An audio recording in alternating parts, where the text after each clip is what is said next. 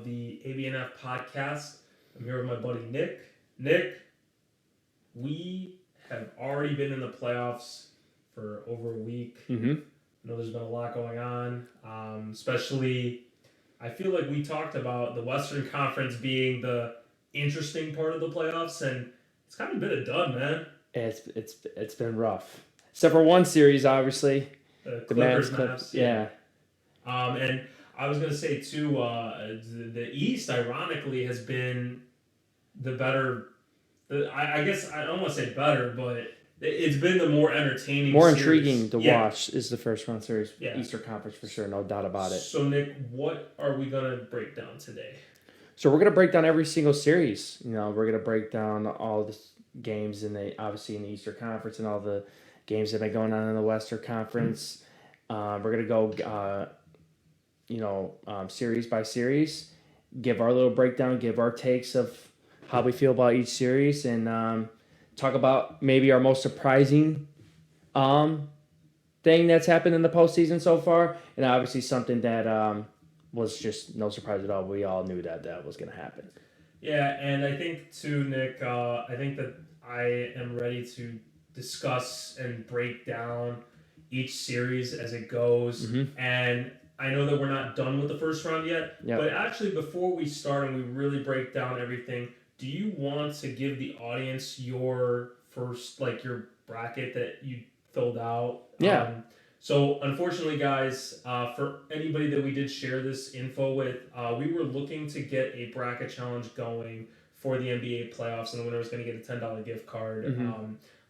We did it a little too late, so not a lot of people were able to join and sign up, so we apologize for that. Yep. But we are going to have on screen as we talk about this, and if you're watching on YouTube, you'll be able to see this, and we're obviously going to talk about the picks themselves, so even if you're listening on Spotify, you'll be able to hear who Nick and I picked for each playoff series. So I know that because some of the series have already ended, clearly one of us probably doesn't have a perfect bracket. I know I don't, based on one of my picks, but I'll let you go first, Nick. Who did you have, and tell me what made you take them?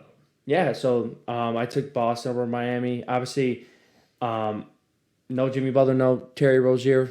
Obviously, they lack the scoring there. I just think Boston from top to bottom is just a way better overall team. I know Miami's had their number in recent history, but the Celtics, man, they were just completely dominant in the regular season this year. I think they were 64-18. You just gotta respect that, I guess, especially in first round matchups. You got to.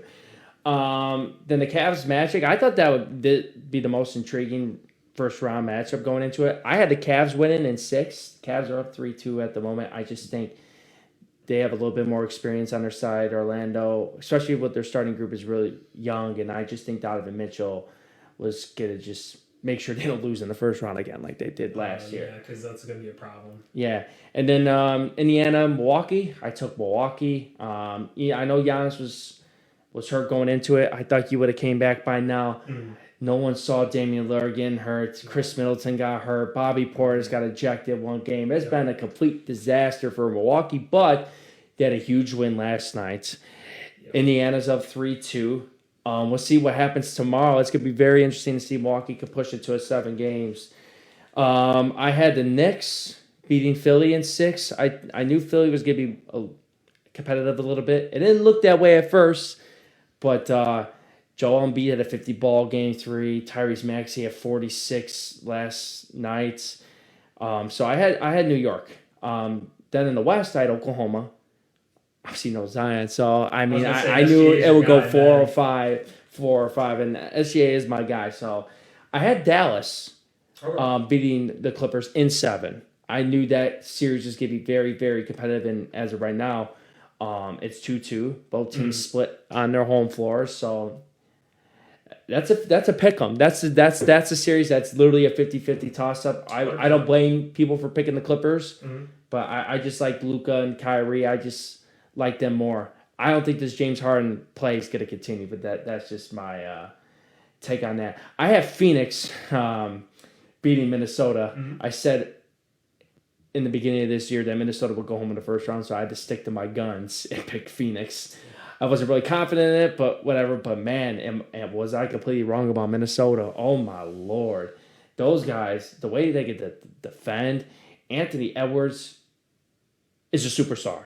Oh, yeah. He's in the superstar category now. Yeah. Like that man is just insane what he could do with the rock in his hands. And then I'm missing one more series, which is I'm blanking. Nuggets Yes, series. Lakers Nuggets. I took Denver. I thought the Lakers would make it a little bit more competitive, which I guess they did because they won a game.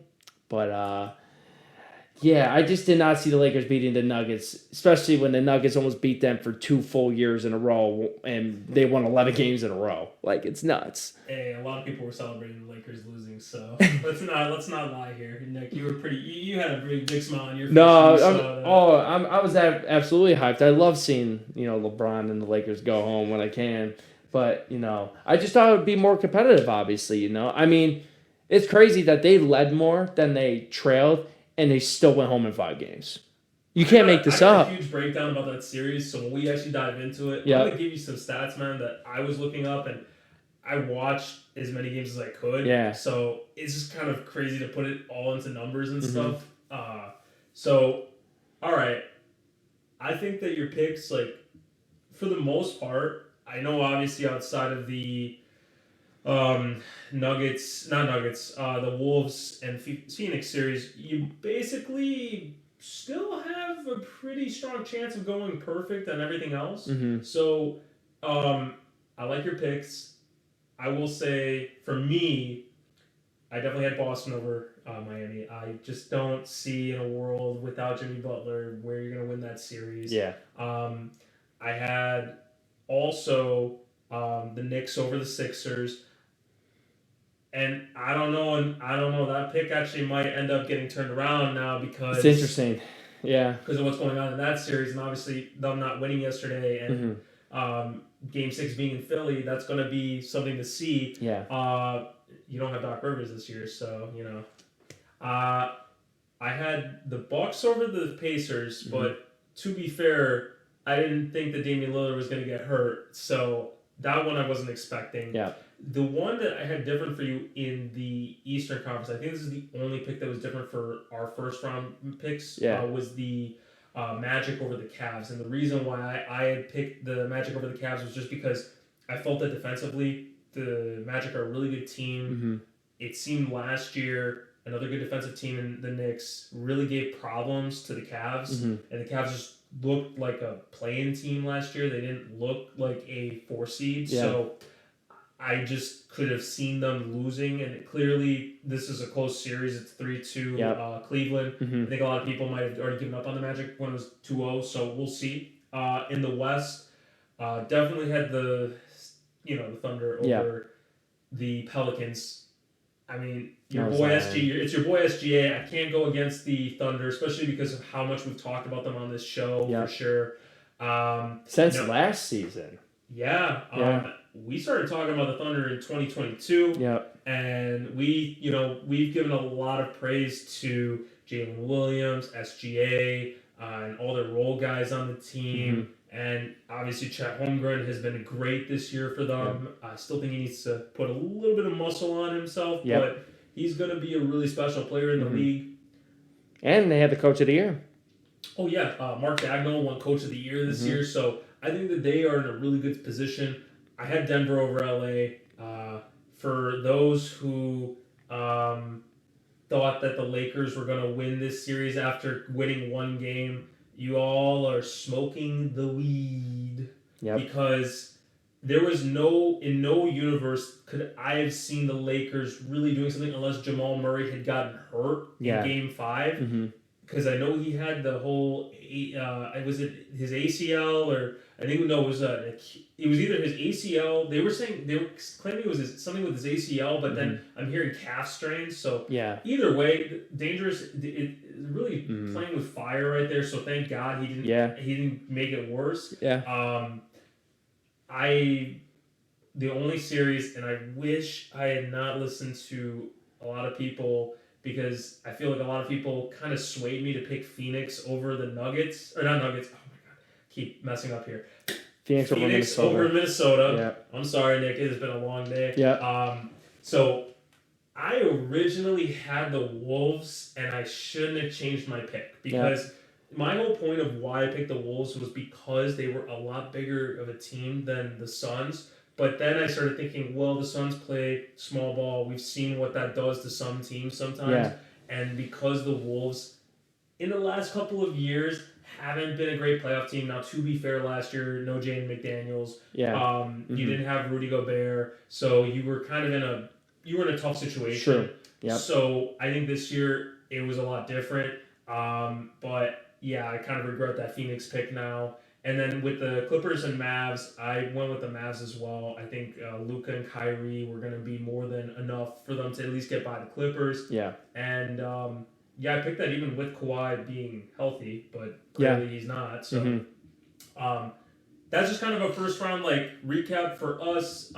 We'll give our second round picks once we get to the second round of who we took. But just to give you guys an idea of who we thought for these first round matchups. Now, Nick, let's get into each series. I know that not all of them have ended, so however you would like to start, which side do you want to start? Do you want to start Western Conference or Eastern Conference? We'll start with the more boring side. We'll go with Western Conference, which is kind of shocking to say because I thought the West was good. We talked mad shit about the Eastern Conference. I mean, besides Oklahoma and New Orleans, I just thought everything else would have been much more competitive. Obviously, the one series which is the Clippers Mavs. But, we'll see what happens. Maybe the second round, it's crazy, and the East is very, you never know what's going to happen. So no, very possible, very possible. But all right, so let's break it down. Let's start with the OKC and Pelicans series. Yeah, let's talk about my squad, man. Oklahoma, a team that I've been raving about, for over a year now. Obviously, they won this series 4-0. Obviously, New Orleans was missing Zion Williamson. I still believe that Oklahoma would at least won this series in 5, maybe 6 at the most. Sure. But obviously, SGA averaged 27.3 a game. He averaged 6 rebounds, 5 assists. He only shot 29% from 3 in this series, but I think he'll be a lot better from the 3-point line in the second round. 48% from the field. He's just Mr. Reliable, man. He just gives you consistent numbers night in and night out. He's not one of these guys that will go for 50 one night, then have a 13-point game the next night. No, he's giving you consistent buckets every game. And SGA, top 2 MVP candidate, in my opinion. We'll see who wins that award. Looking forward to it. Jalen Williams is the most underrated player in the NBA right now. When is this man going to get his recognition from the media? This guy, 21.3 points per game in this series, 7.3 rebounds, 5 assists, 39% from 3, 53% from the field. Look at every single game, man. He's 19, 21, 20. This guy gives you consistent production night in and night out. I love Jalen Williams, man, as a second option of this team. And Chet Holmgren, man, over 15 a game, 9 rebounds, only shot 30% from 3, but he's a much better 3-point shooter than that, so he'll get that up in the second round and shot 47% from the field just because he shot poorly from the 3-point line in this series. But, man, this big three for Oklahoma, man, they have a very, very bright future ahead of them, and I can't wait to see what they do in the second round, how they handle that pressure. I agree with everything you said there. I think that the Pelicans in this series were just overmatched. No Zion Williamson. Obviously, against a team that is not a big team, they lack size. Zion would have been feasting in this series. Oh, yeah. The big three of Jalen, Chet, and SGA were great. They averaged 64 points a game combined during this first round series.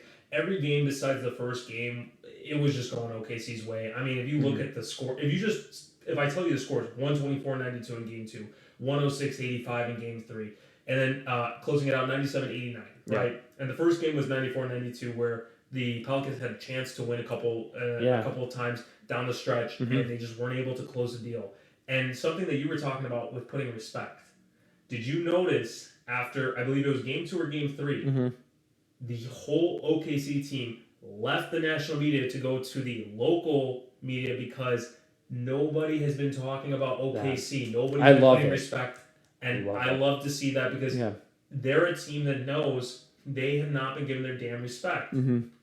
Another thing, Nick, I want to point out, too, because I know a lot of it was talking about, OKC, and I think that, outside of their big three, I think that the biggest things that I noticed was the lineup that they ran the most with was SGA, Jalen Williams, Chet Holmgren, Josh Giddey, and Lou Dort. And I know Josh Giddey's not a shooter, but it was interesting to see him. And I wonder if they're going to continue to use him more in the next series against either the Mavs or the Clippers. Dude, the Pelicans sucked in this series.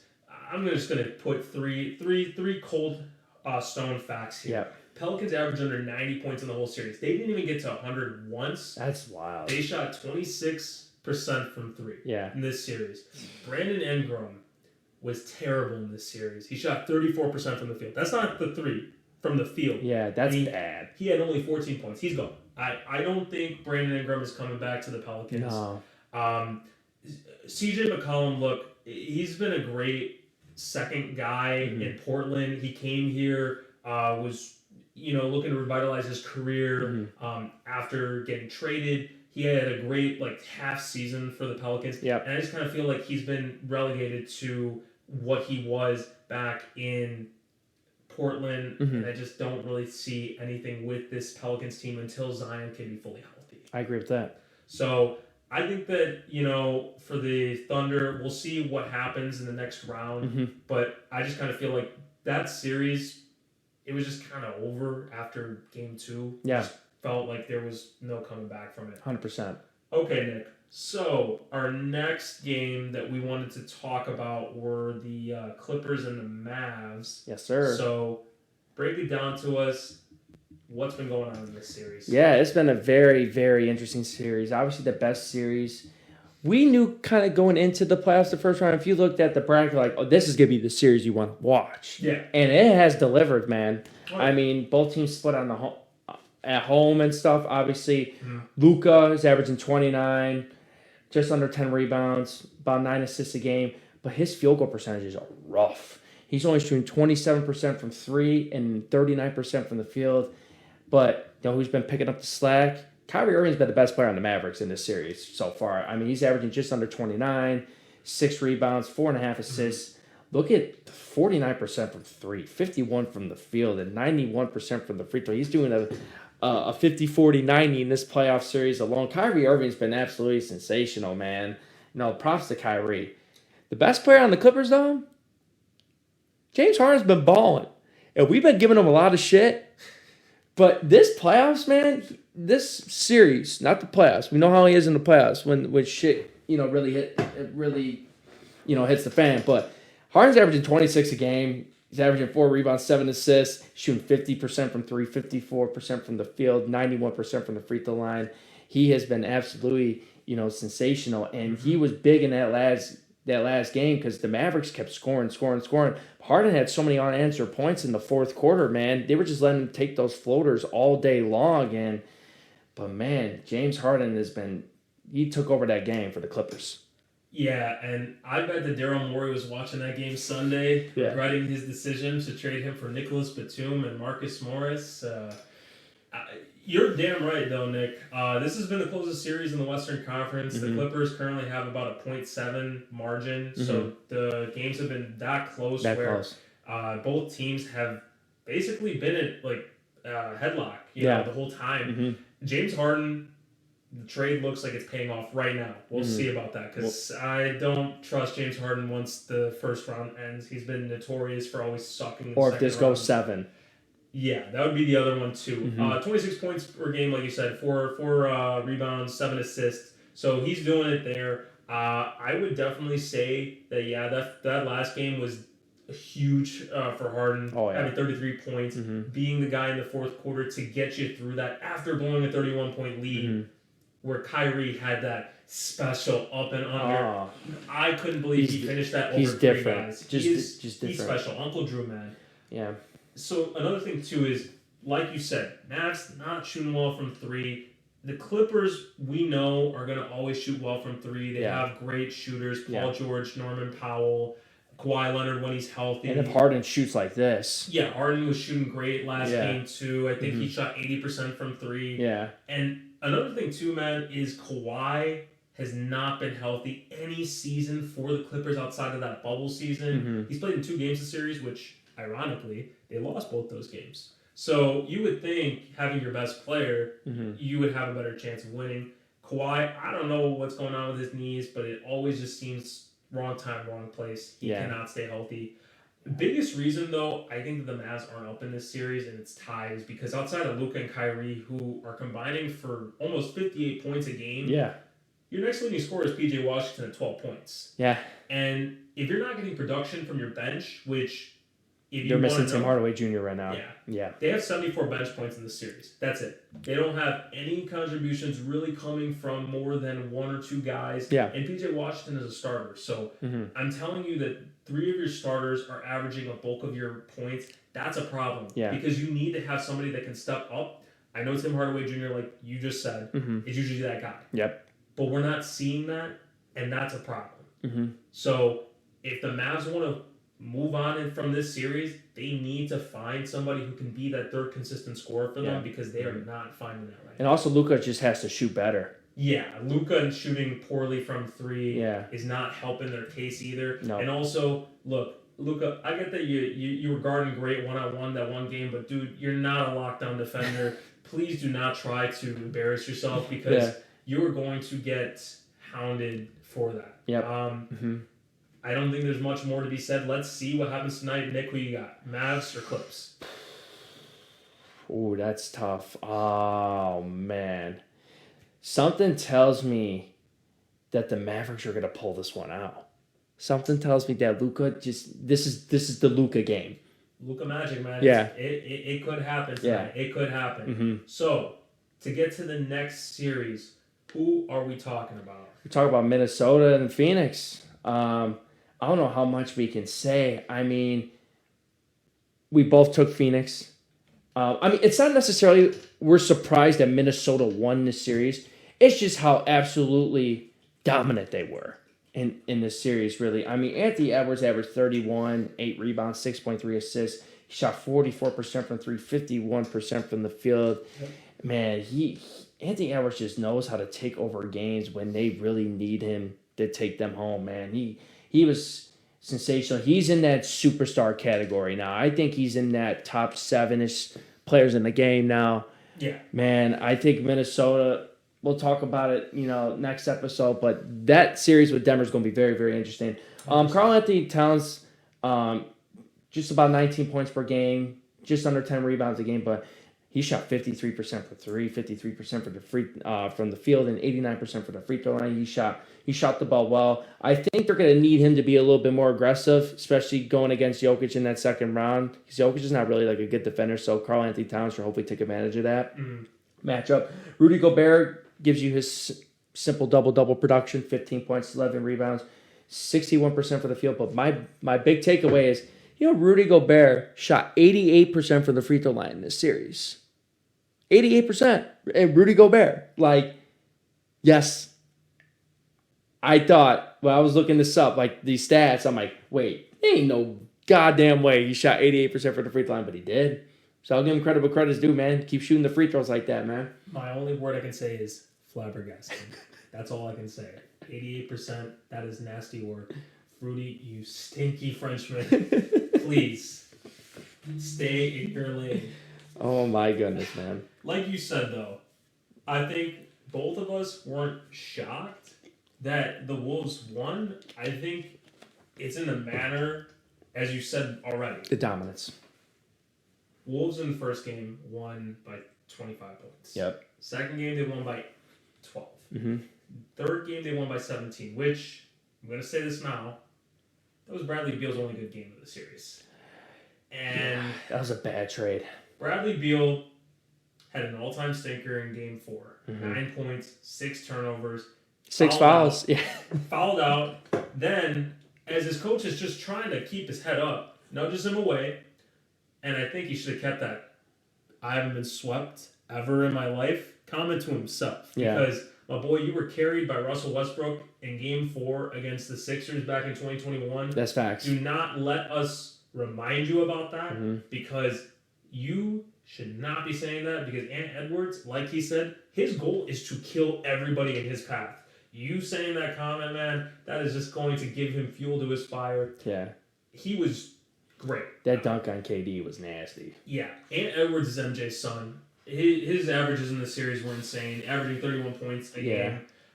He's one of the only guys I think in the playoffs that's actually averaged 31 or over 30 actually in the playoffs.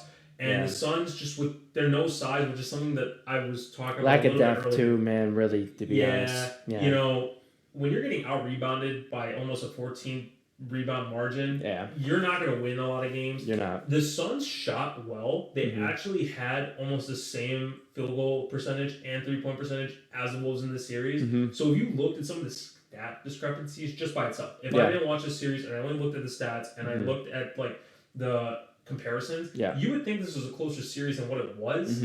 And when you have 6 guys that average double-digit points for the Wolves, which included Cat, Rudy, Jaden McDaniels, Nickeil Alexander-Walker, and Mike Conley, you are going to win a lot of games. Cat played well in Game 4. I'm going to say this before we move on to the next series. You need to play better than 19, 12, and 18 in your first 3. You want to be treated as one of the top guys in the league. You need to be putting up 28 every game, shooting 64. Okay, maybe not shooting 64%. Like that's hard to do. I mean, Katie and Booker did it for 2 games last year against the Nuggets, but that's damn near impossible. Shooting at least 45% from the field and putting up 28 to 30 points a game. Now that is what's going to beat Denver. You need to be stepping up with it. Yeah, Frank Vogel's going to get fired, it looks like. And especially now after Kevin Durant's comments, how he was frustrated with the offense all year, just sitting in the corner, he felt like a lot. It's going to be very interesting to see because Phoenix is very, very limited. They don't have any draft picks, really, and they're stuck with these 3 guys unless if they start moving one of them, which will be very interesting offseason for the Suns and James Jones. Yeah, and one more thing I want to add before we move on is it's the same problem as last year. Booker and Durant are carrying your team in scoring in the playoffs again. You really have nobody else that's giving you production. You traded away all your assets for Bradley Beal and some scraps. Now you're going to lose Yusuf Nurkic because you don't have the money to re-sign him. You have no size. You have no youth on this team. And you just signed Grayson Allen to a huge contract extension. So I can only say for Matt Ishbia, I get it, man. You wanted to, like, win now, but, bro, you made some of the worst moves. You've helped the Nets rebuild in a matter of seconds. So I will say this is going to be an interesting offseason. All right, Nick. Let's finish our Western Conference first round with the Lakers and Nuggets. Give me your breakdown. How did you feel about the series? I know you said it's a little more competitive, but obviously 5 games. I mean, I'm thrilled. I mean, anytime I see LeBron lose, it makes me happy. But I respect his greatness at the same time, you know what I mean? But obviously, Jokic, again, was just sensational. 28.2 points per game, over 12 rebounds, 9 assists, shot 36% from 3, 58% from the field. Jamal Murray, even though he only shot 29% from 3, 40% from the field, but he did average just under 24 a game in this series, just under 5 rebounds, over 7 assists, 2 game winners. So that kind of scratches off the bad shooting nights. If you're getting game winners in the postseason, you got 2 of them pretty much. Michael Porter Jr., to me, if he plays like this, I think the Nuggets do have the best big 3 in basketball. If Michael Porter plays like this. He's shooting 49% from 3. That's what I'm saying. Like, he averaged just under 23 points per game, over 8 rebounds a game in this series, 49% from 3, 55% from the field. If you get this Michael Porter Jr. from here on out, they're going to the finals. Who's going to beat them when Michael Porter's playing like this? And Eric Gordon is giving you 14 points per game as a 4th option. I mean, if you can stop Jokic, he's going to always play the middle of the floor. He's going to pass to the open guy. There's nothing you can do to stop him. And obviously the Lakers, LeBron, AD both averaged just under 28 a game. LeBron averaged under 7 rebounds. 8 assists, shot 39% from 3, 57% from the field. AD gave you almost 16 boards a game in this series, 4 assists, 63% for the field. You know what one thing is? He didn't hit a single 3 in the series. He only took 5 attempts, over 5. He took, I think, 1 attempt in game 1 and 4 in game 2, or I have it flip-flopped, and he didn't take a single 3-point attempt the rest of the series. What's crazy is that he won a game in the bubble off a 3 against the Nuggets. That's just ironic. Right there. Nick, I got some weird stats to tell you for this series.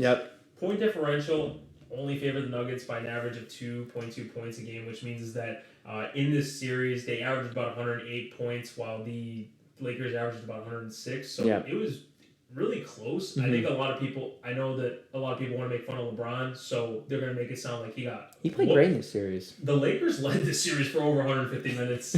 The Nuggets only led for 50 minutes. I think that's insane. Another thing I was doing earlier, because the third quarter was the kryptonite of the Lakers in this series. They got outscored by 38 points in the third quarter for the duration of the series. Even in the game they won, Denver outscored them in the third quarter. Yep. So they just could not get away from sucking in the third. Yep. Jamal Murray, like you said, and 2 buzzer beaters, both in the home games. I don't know what to say about it. Do you know who this Nuggets are starting to remind me of? You know who had great third quarters when they were winning championships? The Golden State Warriors. Warriors. Yeah, literally, they were dominant in third quarters. Like, they'll be down 10, 12 going at halftime. They didn't give a shit because they knew they were going to get the lead right back in the middle of the third quarter. That's just how it was for Denver, man. And that, like I said, that Nuggets Timberwolves series is going to be very, very intriguing to watch. I'm definitely interested to see if Denver is going to shoot better from 3 as a team, because besides Michael Porter, they shot 30% from 3 in this series. Yeah. So the Lakers, who are an average 3-point shooting team, didn't really get killed by their crap 29%. Yep. But something else too, man, is it's the same old thing that I think we always talk about every year is, with LeBron teams, it's always LeBron, and he's got to carry everybody. And LeBron at 39 years old is not able to do that anymore. No. We've clearly seen that. LeBron and AD showed up in this series. They averaged 55 points a game between the two of them. The rest of the team averaged about 50. Yeah. So when you have nobody else outside of those two playing great, and LeBron led the team in 3-point shooting at 38.5%. This is his best 3-point shooting season, ironically. So I think that there's a lot of things that the Lakers, and I know we've talked outside of this podcast, there's really nothing they can do to make this team a championship team. No. Unless some miracle Steph Curry is just going to become available, which is not going to happen. Yeah. You are in no position to be winning a championship with this team. Can I be honest? Yeah. If I was running the Lakers right now, I'd blow it up. I would blow it up. You don't have the capital. You might have the 17th pick in the first round, I think, this upcoming draft. I think you have another first-round pick in 2029. But D'Lo's on an expiring contract. So besides that, and you're refusing to trade Austin Reeves, who are you going to give up to get someone maybe like a DeJounte Murray or something? Like, if you really want that third, like, all-star-ish level-ish player. But at the same time, you just saw what happened to Phoenix. When you have 3 all-star players and you have a bag of cookies in the rest of your roster, you get swept in the first round. So it's like, even if you acquire that third player, like let's say they do get DeJounte Murray, on paper it might look nice because 3 of them are going to be in your starting lineup, but who are you going to have to rely on when those guys are not going to be in the game? Like, you know what I'm saying? Like, Phoenix, it's going to be the same problem. It's going to be the same problem. Honestly, it's going to be worse. It's going to be worse if you make a move like that. And obviously, LeBron's getting up there in age. He's probably going to stay with the Lakers for the rest of his career. He's probably going to beg the Lakers to take Bronny in the second round, when he only did even average 5 points a game at college. It blows my mind he's going to get drafted just because of his dad, but it is what it is. But if I was the Lakers, trade Anthony Davis right now. He was healthy this year. He played over 70 games. He played the most games ever in his career. He was a monster this year. The time is now. I trade Anthony Davis. We'll see what happens, man. I think they're just going to fire Darvin Ham and probably trade for DeJounte Murray, if I'm being honest with you, because that's what the Lakers will do. Yep. I would love to continue to talk about this, but we do need to keep moving forward. Keep moving it. Yep. And I'm going to say let's talk now with the Eastern Conference. We're going to start with that Miami and Celtics series. And Nick, just for context, since the Miami and Celtics game is going on right now, with Miami down 3-1, actually, they have been, not swept, but they were gentlemen swept. So 118-84 was the final today. I know we didn't watch the game, so we don't really have a breakdown of this game, but Nick, at least give me what's been going on for the first 4 games of the series. Yeah, so the 4 games Boston won, they completely dominated. It's just they had the one hiccup game in game 2 when Miami shot out of their minds from the 3-point line in that game. I think they made 23 threes, I think, in game 2, if I'm not mistaken. You were texting me. I mean, Miami's not even a 3-point shooting team like that, and they hit like 9 in the first quarter. I'm like, what is happening? Like, we know they have some guys on the team capable of shooting it, like Hero, Duncan Robinson and stuff, but when you have Jovic hitting threes, it's like, whatever the other guy's name is, I can't think of. Oh, you're talking about Jaquez. Yeah. Jaime Jaquez. Jaquez. Yeah, they got some. Yeah, they were shooting the lights out that game too, but you weren't going to be able to do that in 4 games out of 7 against this Boston team. But the only concern I do have with Boston is, though, they give up a ton of threes. And when teams start knocking down threes against them, they are very, very beatable. Boston. So I'm worried about that. But Tatum was cold, man. He shot 25% from 3 in this series, 41% from the field. Did average 23, 10, and 6. Jaylen Brown, 22 points per game, 7 rebounds, 39% for 3, 51% from the field. He shot 47% from the free throw line this series.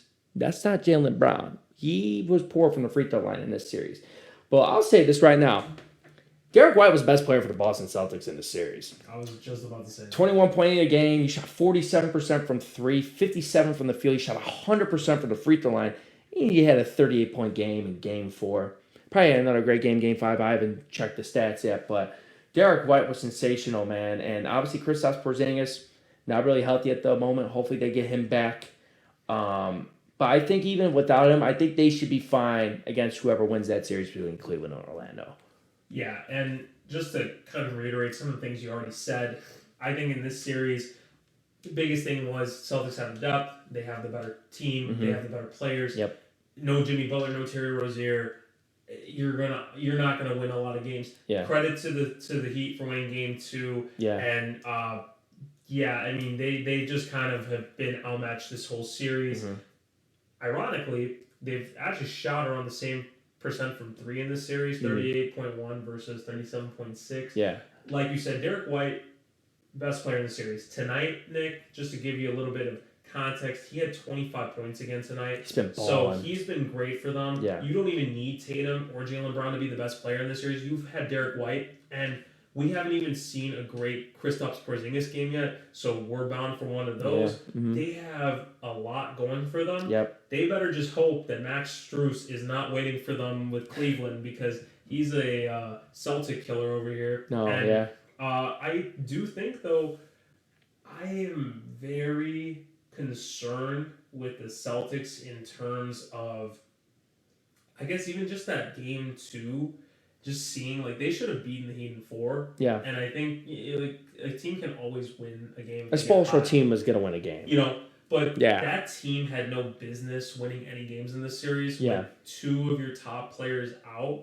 And I love Miami. I just didn't feel that this team had any business being in there. And we'll see what happens with the Celtics, because I'm convinced they can either flame out or they make the finals. And I don't know which team we're going to see. Let's see how the second round goes. If they play Orlando, I think that's going to be a really interesting series. I know that Orlando isn't a great 3-point shooting team, but hell, they're going to play great defense against them. So I would love to see this. So, Nick, how are we feeling about our next playoff series? That Cavs Magic one, that's definitely been very, very intriguing. That, I guess you could say, going into the playoffs, that was like the pick'em in the Eastern Conference wise. Yeah. Obviously, you went with Orlando. I went with Cleveland. I don't blame you for picking Orlando. They're a great young team. Yeah. Donovan Mitchell, he's struggling from the field. 23% from 3, 42% from the field. He's turned over the ball about 4 times a game in this series so far, but he's still giving you 22 points per game, 4 rebounds, 4 assists.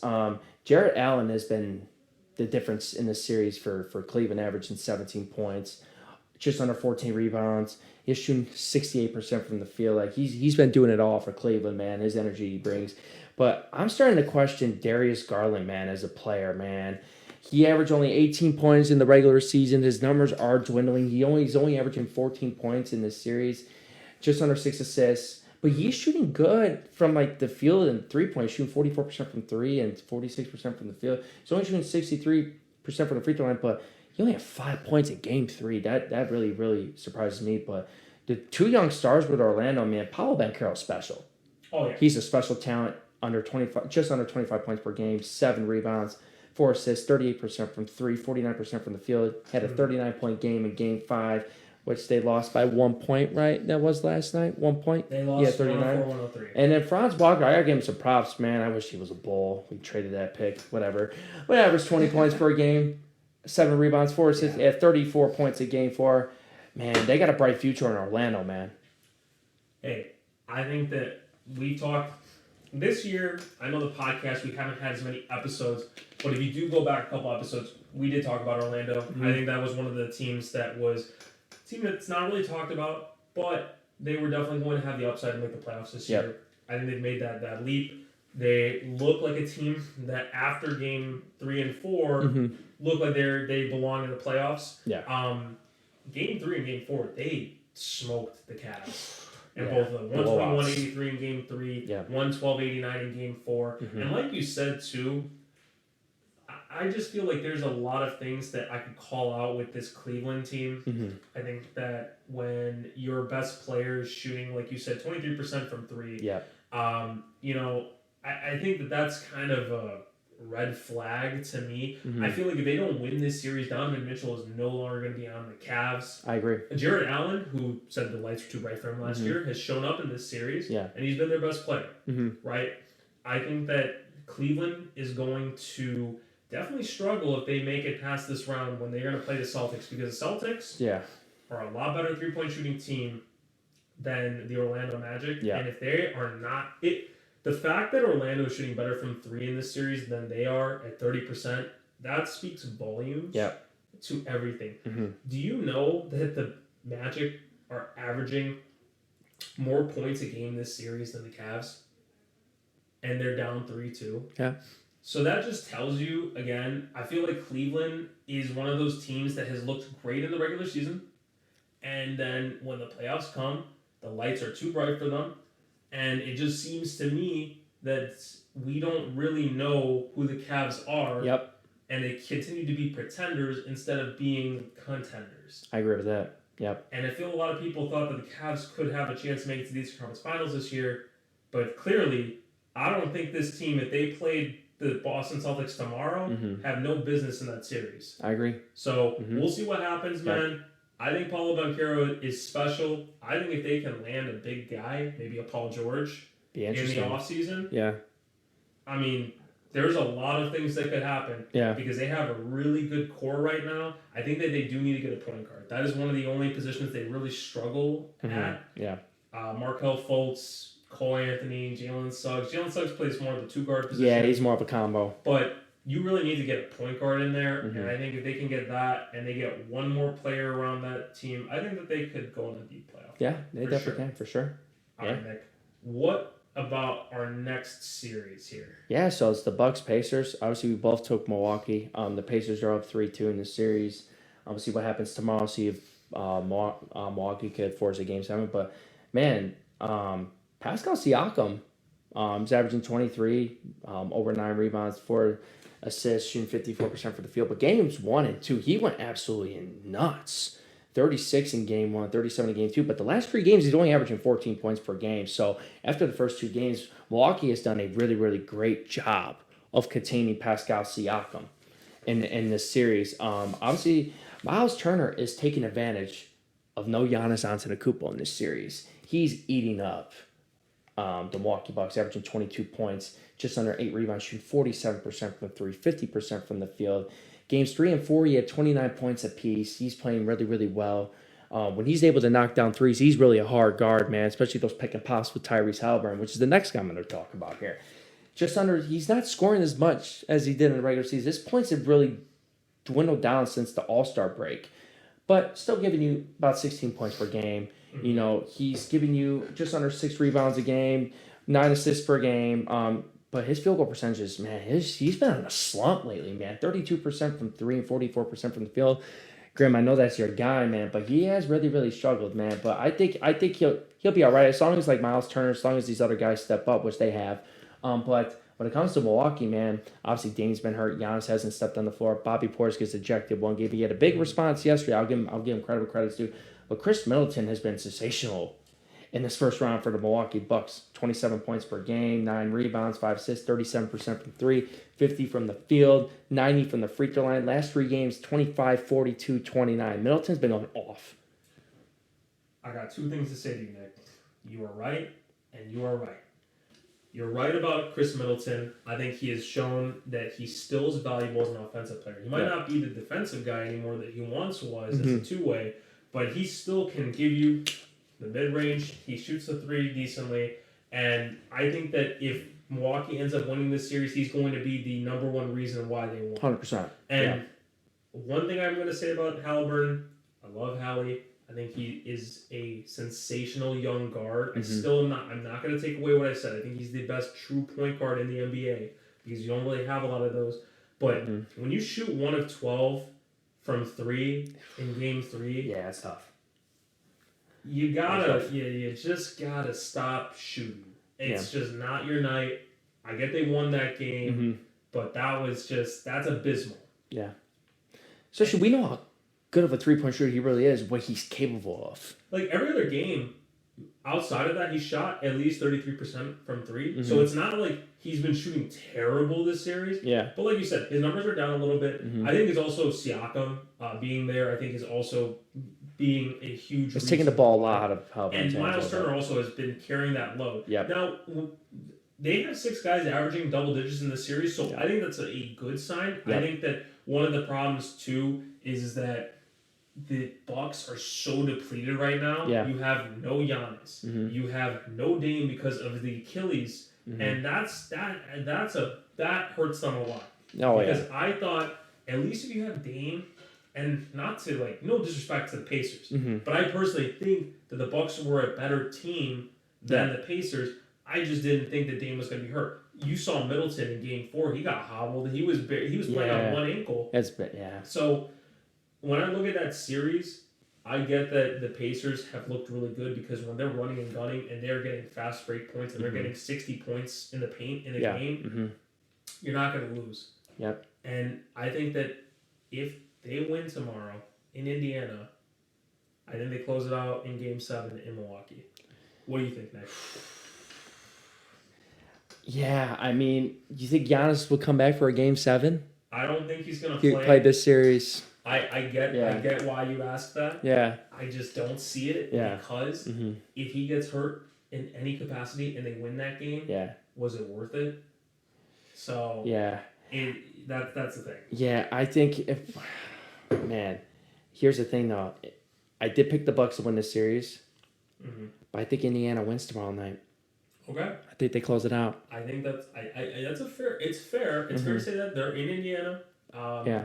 Just because, how much is Dame going to give you? Is he going to be a decoy? Is he really, really that banged up? I mean, who knows, man? And if Chris Middleton doesn't have these last 3 games, if he doesn't have one of these scoring nights with no Giannis, I don't see it. Bobby Porter's never going to have a game like that again, to be honest. Let's be honest. He went off. This is one of the better games of his career. But what I will say, though, is that Bobby has been a consistent guy in the playoffs. Yeah. So, but not that kind of game. That's what I mean. I don't think he'll do that. But I got to say this, Nick. Before we move on, I know I've said this way too much, that we got to say one more thing. Doc Rivers has the funniest he has the funniest thing he could do right now. He could come back from down 3-1, get Dame and Giannis back, just to choke a fourth quarter lead. Could you imagine that would be generational, man. Twitter would have a feast day with him. It would be 3-1, but instead of him being up 3-1, he was down 3-1, and he still pulls at your heartstrings, thinks that you're gonna win, and still lets you down. Watch that happen now. Shit, watch the Bucks be up 10, double digits in the fourth quarter of a Game 7. They somehow choke it. What? Doc Rivers will just be there, So we'll see, man. We'll see. I'm hyped. I would love. I'll be happy for your boy Tyrese to get to the second round for sure. I'd love to see Tyrese. We'll see who we'd be playing because the Knicks and Sixers. Yep. Hey, we thought that maybe this was going to end last night. Yeah. I mean, before Maxey had the 7 points in what? You went 20 ballistic. seconds. Yeah. It looked like the Sixers were done for this year, and another year of Joel Embiid crying, saying he's hurt. Yep. Having every excuse in the book ready. Nick, break it on to me. Yeah, this series has been nuts. I mean, the Knicks are up 3-2 in this series. They have the top 3 scores in the playoffs are in this series alone. Jalen Brunson's number one, averaging over 34 a game. Just unbelievable. Just under 5 rebounds a game, 8 assists. But his shooting percentages are low. 28% from 3, 42% from the field. But his last 3 games, 39, 47, 40. There's nothing else to say. I mean, he's been absolutely sensational. He better be second team All-NBA, in my opinion. He should be second team this year. He's been carrying this New York Knicks team, especially with Julius Randle being out. Tyrese Maxey, the second leading scorer in the postseason, over 32 a game, over 5 rebounds, over 7 assists, 43% from 3, 50% from the field. Just had a 46-point game in Game 5, just like you said. He went ballistic in that last 20 seconds, man. Joel Embiid is the third leading scorer in the playoffs, just under 32 a game, over 10 rebounds a game, over 6 assists. But his shooting percentages are down. 32 from 3, 44 from the field. 50-point game in Game 3, which made it 2-1 instead of going down 3-0. And obviously he didn't score a lot last night, but triple-double, 19, 16, and 10. Take that any day of the week. I need to give one shout-out here to Josh Hart. Yes. He has been great this series. Absolutely.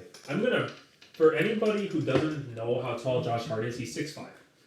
He's a guard. He is averaging 12 rebounds in this series. Yeah. He's averaging a double-double. And it's not for the double-double you would think. It's for rebounds. Yeah. I think that's been huge. I think OG Anunoby, who I think he literally is going to be one of the most used players next to Josh Hart. They are both averaging over 40 minutes a game in this series because Tom Thibodeau That's the Thibodeau way. They're playing only 7 guys in this series. Yep. If you want to believe that. Yep. They didn't even play Precious last game. They've been really riding Miles McBride a lot. Yeah, Thibodeau's high on him.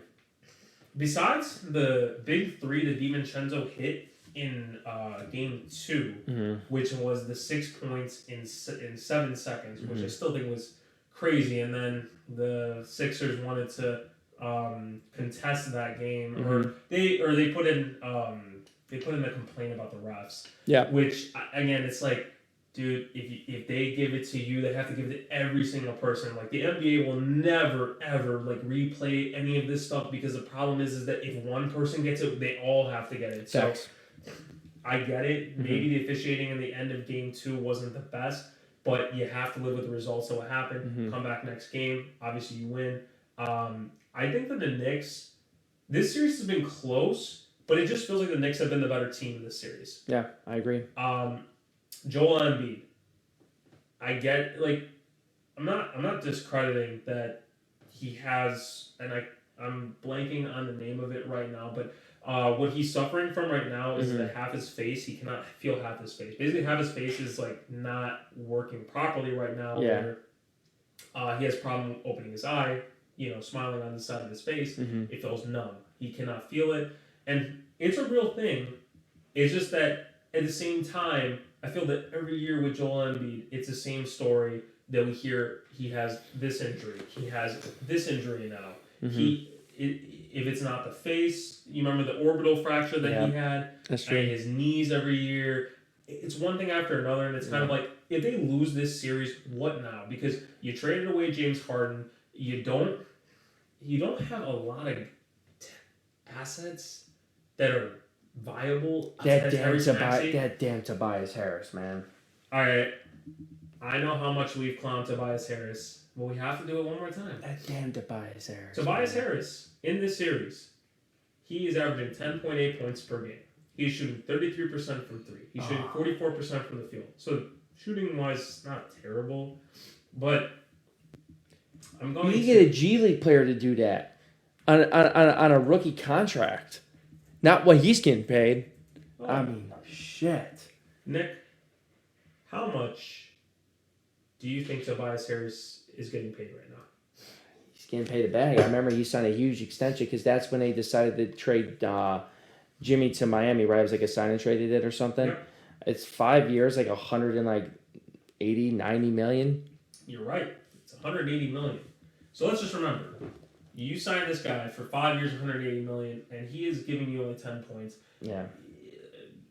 They are lucky that Tyrese Maxey is having a masterclass series right now. Because if they didn't have him playing the way he is, I look at this roster and I don't see anybody that's going to be doing that for you. The guy that they traded for too, ironically, Buddy Hield is playing 9 minutes a game in this series. Yeah. Not a great defender. I get it. His 3-point shooting though is something that you traded for because you needed that. Mm-hmm. So little confused on why they're not using him more. That much. I agree with that. Hey, I get it. Nick Nurse has his ways. Yeah, he has a system of who he wants to play that he thinks is going to give him the best chance to win. So I get that. Nick, who do you have tomorrow for that Knicks Sixers series? Do you think it's going to go Game 7? We might have 2 Game 7s, which actually maybe 3 if the Magic can win. Which series do you think is likely going to go 7, and who do you think for tomorrow? Well, the series I would say likely going 7 is the Clippers Mavs. Okay. But if we're talking about the East. If we're talking about the East,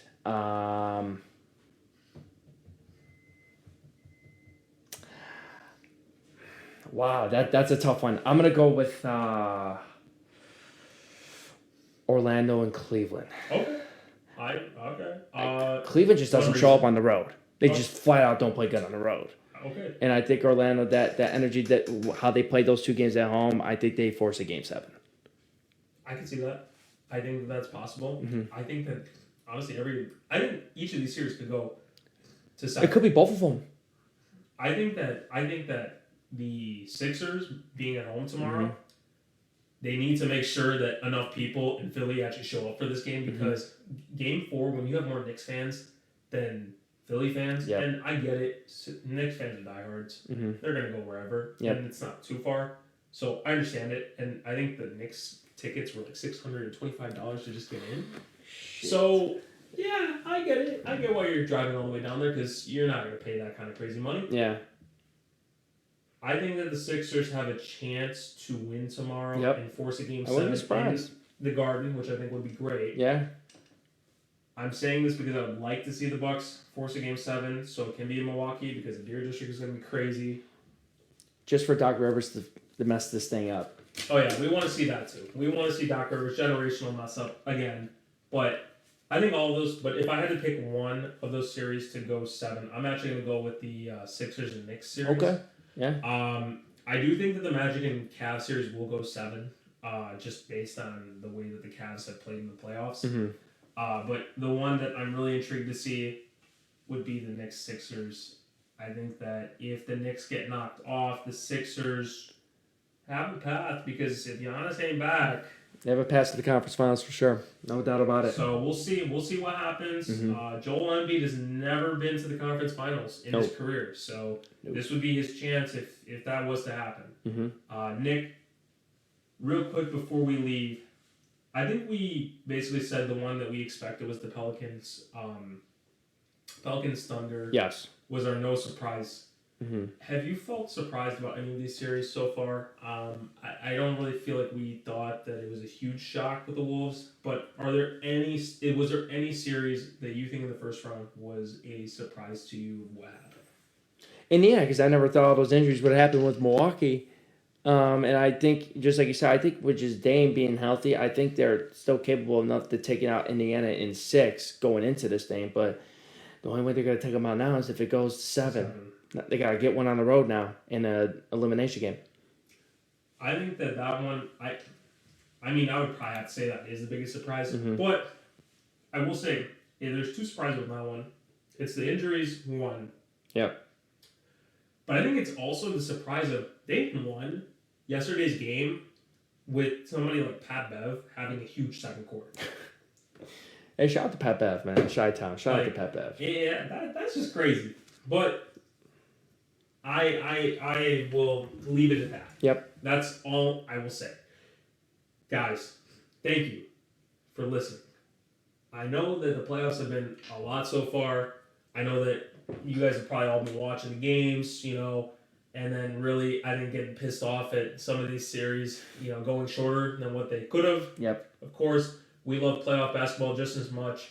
Real quick, we want to give a congratulations to our co-host Nick Levere for closing in on his house. Thank you, sir. Appreciate you, man. We will definitely be having some ABNF episodes at the new crib. At the crib, yep. And I'm definitely excited for that, man. Excited to check out your place. Hell yeah, man. Appreciate it, man. I can't wait to get the place together. Of course. And guys, as always, thank you for listening.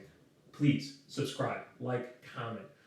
Check out our other videos on YouTube. Link will be down below for all of our episodes.